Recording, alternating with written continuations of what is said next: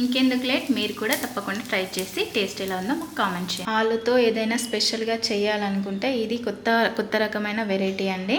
ఇది morning బ్రేక్ఫాస్ట్కు and evening స్నాక్కి చాలా బాగుంటుంది. పిల్లలు కూడా చాలా ఇష్టంగా తింటారు.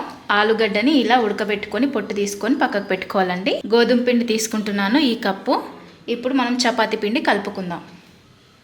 కొద్దిగా సాల్ట్ ఇలా కలుపుకొని పక్కకు పెట్టుకుందాం. పొట్టు తీసి పెట్టుకున్నాం కదా ఆలుని సన్నగా ఇలా చేసుకుందాం. ఈ విధంగా మెత్తగా ఈ ఆలుని మొత్తం రుబ్బుకోవాలి. ఇది కుర్మా లాగా చేసుకుందాం.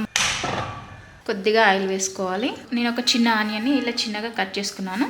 ఇది ఇందులో వేసుకోవాలి. తర్వాత వెల్లుల్లి పేస్ట్, తర్వాత కొద్దిగా జీలకర్రని వేసుకోవాలి. కొద్దిగా పసుపుని, కొద్దిగా మిర్చి పౌడర్, రుచికి సరిపడినంత సాల్ట్ని వేసుకోవాలి. మొత్తం ఇలా పేస్ట్లా రుబ్బుకున్నాం కదా, ఇది అందులో వేసుకొని నూనెలో కలుపుకోవాలి మొత్తం.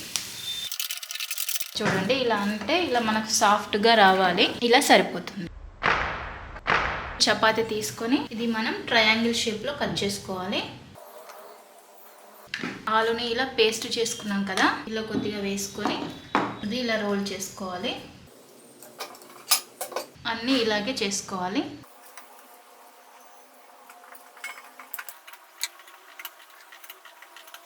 డీప్ ఫ్రైకి కావాల్సినంత ఆయిల్ వేసుకోవాలి.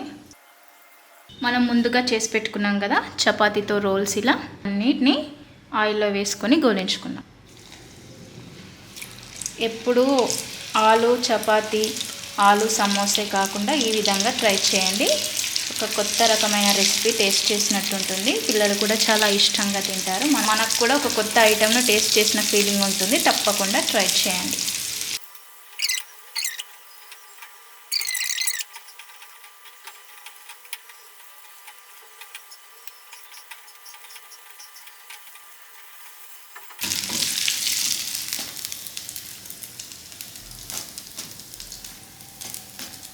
చూడండి రోల్స్ అనేవి చక్కగా గోలాయి.